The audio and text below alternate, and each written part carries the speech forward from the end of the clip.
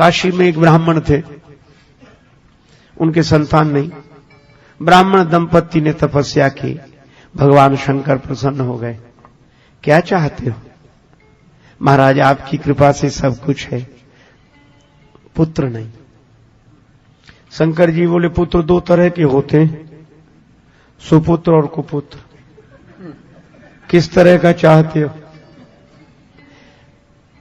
कुपुत्र की उम्र लंबी होगी पर जीवन भर दुख देगा, सुपुत्र की उम्र कम होगी पर तुम्हें सुख देगा। ब्राह्मण ने कहा सुपुत्र ही दे दो। अब शंकर भगवान ने कैसी परीक्षा ली, बोले अच्छा पुत्र होगा, 5 वर्ष की उम्र रहेगी।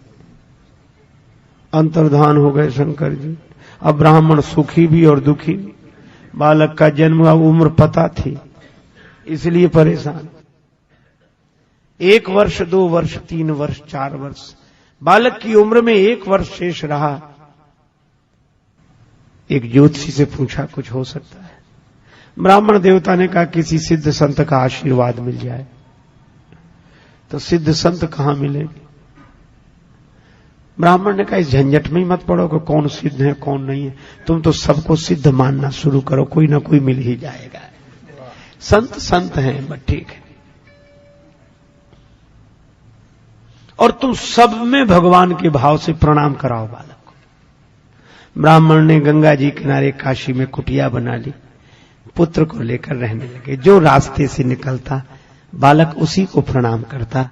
नर नारी निकले जिते युवा वृद्ध अरुबाल, गो गजबाज अनेक पशु सूकर स्वान श्रगाल, आवत देखे दूर ते जोरे दो हाथ, पुण्य प्रणाम सबको करत धरि धरि महिमे मात। हथेलियां कड़ी हो गईं, सिर पर चिन्ह बन गया।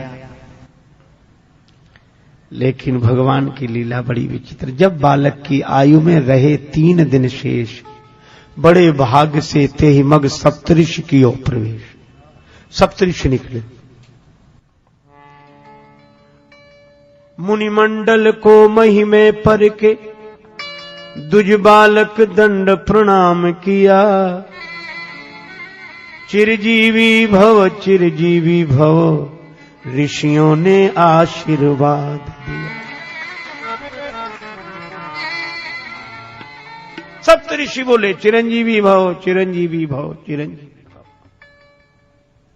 ब्राह्मण की आंखों में आंसू आ गए, हाथ जोड़े और ऋषियों से कहा कर जोड़ पिता बोला कि भी होंगे, सत्य आपके बचन कहे। इस दीन अभागे बालक की आयु में शेष दिन 3 रहे। 3 दिन शेष है। सप्तऋषि एक दूसरे का मुंह देखने लगेगा। अब ब्राह्मण बोला आप जानो और आपका आशीर्वाद जाने। ऋषियों ने कहा यह तो संतों की प्रतिष्ठा की बात है। आपस में सलाह की। ब्राह्मण से बोले तुम अपना बेटा आज ही हमें दे दो, कल्याण होगा इसका। बालक प्रदान कीन्हो करके कठिन हिया, ऋषियों ने क्या किया मुनियों ने क्या किया।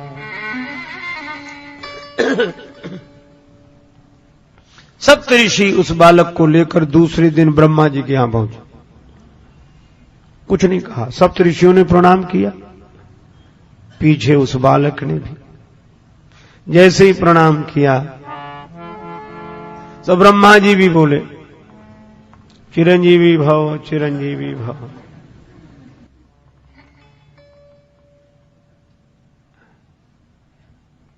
सुनि ब्रह्म वचन हंसी के मुनि मंडली चली। ब्रह्मा जी की बात सुनकर सप्तऋषि प्रसन्न हो गए, मुस्कुराने लगे और क्या बोले सुनि ब्रह्म वचन हंसी के मुनि मंडली चली, चलो अपनी बला टली अपनी बला टली। ब्रह्मा ने चारों मुख से चिरजीव कह दिया ब्रह्मांड चारों मुख से, चिरजीव कह दिया। ऋषियों ने क्या किया, मुनियों ने क्या किया।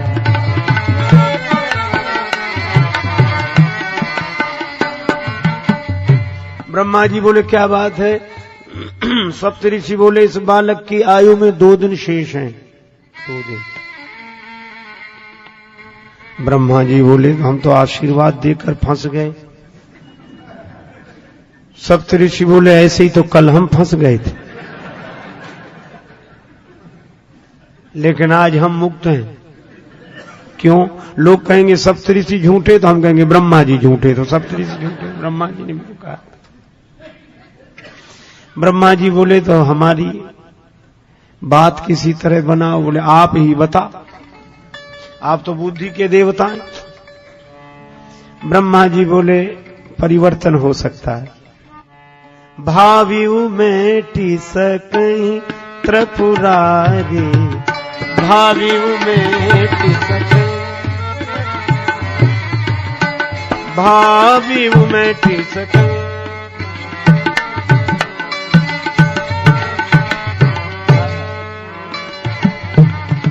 मेटि सकहि सकहि सकहि। भावी शंकर जी मिटा सकते हैं। वही चलो। तीसरे दिन सवेरे सवेरे ब्रह्मा जी सप्तऋषि वह बालक शिवलोक में।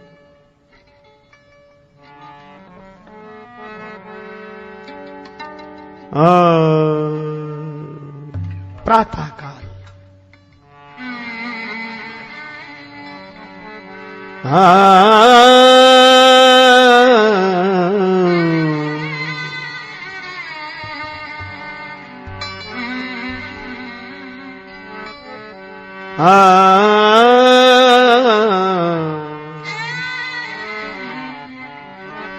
शीस गंग अर्धंग और शीस गंग अर्धंग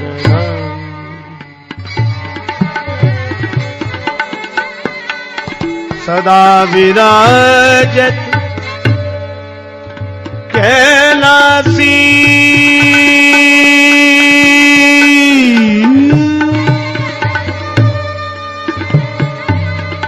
बैठे हैं शिव अविनाशी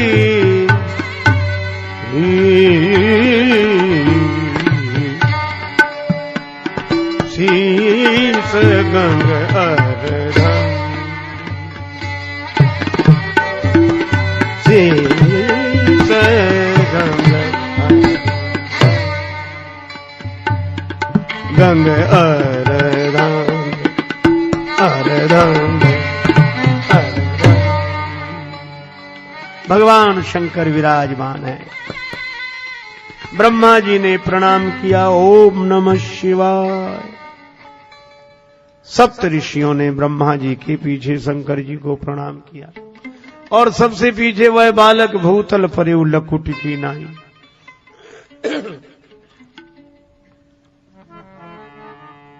शिव ने विनीत हंस के मुख पंच से कहो, चिरजीव सुत रहो चिरंजीव सुत रहो। अब तो ब्रह्मा जी खुश हो गए, कब हमें भी कोई डर नहीं। ब्रह्मा का भार भोले बाबा ने ले लिया, ब्रह्मा का भार भोले बाबा ने ले, भोले बाबा ने, भोले बाबा ने ले लिया। ऋषियों ने क्या किया, मुनियों ने क्या किया। शंकर जी बोले बात क्या है? कहा आप जानो, एक दिन बचा है इसकी उम्र में, एक दिन शेष है। किसका बालक है? सप्तऋषियों में। ब्रह्मा जी बोले सप्तऋषियों से पूछो। सप्तऋषि बोले काशी के उस ब्राह्मण का। शंकर जी बोले यह तो हमारे ही आशीर्वाद से, वरदान से दिया हुआ पुत्र है। ब्रह्मा जी बोले तब तो और बढ़िया बात बन गई। भावियों मेट सकहीं त्रिपुरादि, काल से तो महाकाल ही बचा सकते हैं। करालम महाकाल कालम कृपालम। देवादिदेव भगवान शंकर ब्रह्मा जी से सप्तऋषियों से बोले आप लोग जाओ, इस बालक को यहीं छोड़ जाओ। भगवान शिव ने कहा ओम नमः शिवाय का जप करते हुए बिल्वपत्र शिवलिंग पर चढ़ाते रहो, निश्चिंत रहो। बालक वैसे ही करता रहा। शाम को उस ध्यान मग्न बालक के गले में यमराज ने फांसी का फंदा डाला। समय हो गया था। भगवान शंकर ने देखा कि बालक घबरा कर शिवलिंग से लिपट गया। शंकर जी प्रकट हो गए, त्रिशूल लेकर यमराज पर झपटे। यमराज ने हाथ जोड़ लिए, हे देवादिदेव महादेव, यह तो आपके ही विभाग की बात है, ये संहार विभाग तो आपका ही है, अपने ही डिपार्टमेंट में गड़बड़ी आप ही। शंकर जी बोले क्यों? बोले आपने इसे ने कहा। यमराज बोले कि 5 वर्ष की उम्र आपने ही दी है, सो पूरी हो रही है। शंकर जी बोले यह बताओ इस बालक को उम्र तुमने दी है कि हमने? यमराज बोले आपने। तो कहा इसकी उम्र तुम्हारे हिसाब से पूरी होनी चाहिए कि हमारे हिसाब से? यमराज बोले कि सरकार का हिसाब सुनना चाहते। शंकर जी बोले सुनो, क्रमशः कलयुग, त्रेता, द्वापर, त्रेता, सतयुग, एक एक युग से बड़े हैं। सतयुग सबसे बड़ा है, और ये युग एक बार हो जाए तो मनवंतर, कल्प। और ब्रह्मा जी की आयु में ऐसे बीतत कल्प अनेक, ब्रह्मा जी की आयु में बीतत कल्प अनेक, और 10 ब्रह्मा बीते बने शंकर का दिन एक।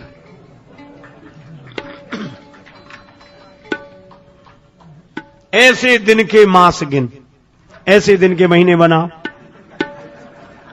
और मासों के पुण्य वर्ष, और ऐसे 5 वर्ष रहे बालक सुखी सहर्ष। यमराज ने कहा कि प्रभु जब आपकी एक दिन में 10 ब्रह्मा बदल जाते हैं तो यमराज कितने बदलेंगे इसलिए। और वह बालक अमर हो गया। महाप्रलय में भी उसका नाश नहीं होता, और वे यशस्वी ब्राह्मण पुत्र ही ऋषि मार्कंडेय के नाम से प्रसिद्ध हुए। महर्षि मार्कंडेय यह भावियों में टी सके त्रिपुरारी, भावियों